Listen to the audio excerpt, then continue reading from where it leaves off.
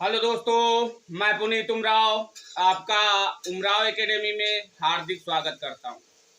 जैसा कि आज का जो चैप्टर है वो हमारा मानव रोग से, मानव में कौन कौन सी बीमारी और कौन कौन से जीवाणु विषाणु कवक से फैलती है, इसके बारे में जानकारी प्राप्त करेंगे और ट्रिक के माध्यम से इनको याद रखने की कोशिश करेंगे।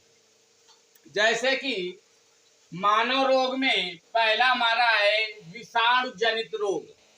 विषाणु जनित रोग याद करने के लिए जो हमारी ट्रिक है वो हमारी ट्रिक दी गई है क्या, छोटे डीएम का खास चैप्टर। इससे हम इन बीमारियों को याद रखेंगे। जैसे कि छोटे से हमारा छोटी माता, छोटे से हमारा कौन सा रोग होता है, छोटी माता। और डी से हमारा डेंगू, जो ज्वार, डी से डेंगू। और एम से मोनिनजाइटिस, एम से मोनिनजाइटिस। और खास से खसरा। और सी से चेचक, सी से चेचक। और एच से हाइपेटाइटिस जिसको पीलिया बोलते हैं। और ए से एड्स। और पी से पोलियो, टी से ट्रेकोमा, ई से एनुफ्लुएंजा, आर से रेबीज। ये हमारे विषाणु जनित रोग हैं जो हम इस ट्रिक के माध्यम से इनको आसानी से याद रख सकते हैं। एक दो बार पढ़ेंगे और आसानी से ये हमें याद हो जाएंगे। ट्रिक क्या है, छोटे डीएम का खास चैप्टर। छोटे से छोटी माता, डी से डेंगू, एम से मोनिंजाइटिस, खास से खसरा, सी से चेचक।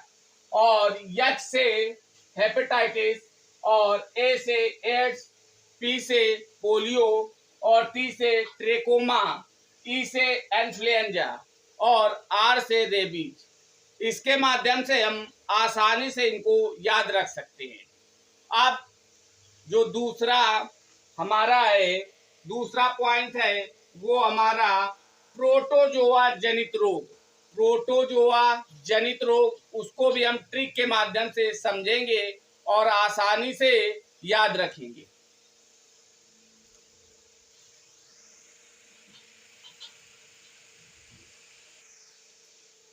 ये हमारे प्रोटोजोआ से जनित रोग, प्रोटोजोआ से जनित रोग है जो हैं उनको ट्रिक के माध्यम से याद रखेंगे और एक दो बार रिवाइज करेंगे तो आसानी से हमें याद रहेंगे। जैसे कि ट्रिक है सोपा पे काम। सोपा पे काम, ये हमारी ट्रिक है याद करने की। तो सोपा पे, तो सोपा का मतलब सो से सोने की बीमारी। और पा से पायरिया। और पे से पेचिस। और का से काला ज्वार। और मा से मलेरिया। ये हमारे प्रोटोजोआ से जनित रोग हैं जिनको याद करने की ट्रिक है सोपा पे काम। अब सो से सोने की बीमारी, पा से पायरिया, पे से पेचिस, और का से काला ज्वार, और मा से मलेरिया। इस तरीके से इनको आसानी से याद रख सकते हैं। अब हमारे जो रोग हैं वो कवक से रिलेटेड है। जो हमारी ट्रिक दूसरी होगी वो कवक से रिलेटेड होगी। तो चलते हैं, देखते हैं कवक से कौन कौन से रोग फैलते हैं, उनको समझेंगे।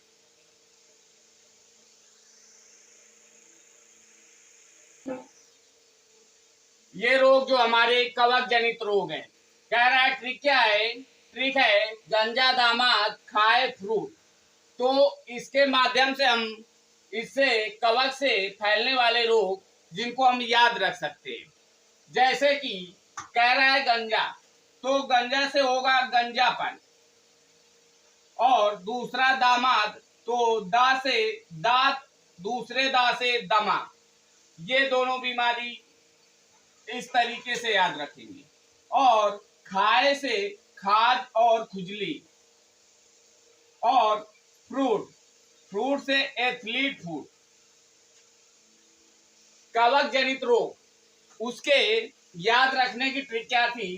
गंजा दामाद खाए फ्रूट, तो गंजा से क्या? गंजापन, और दामाद से दाद एवं दमा, खाए से खाज और खुजली, और फ्रूट से एथलीट फूड। ये हमारे कवक से रिलेटेड रोग है। इस तरीके से अगर 2-3 बार आप रिवाइज करेंगे तो आपको आसानी से ये रोग याद हो जाएंगे। अब जो दूसरे रोग हैं वो हमारे होंगे जीवाणु जनित रोग, जिनको याद करने की आसान सी ट्रिक है और उसको आसानी से याद किया जा सकता है।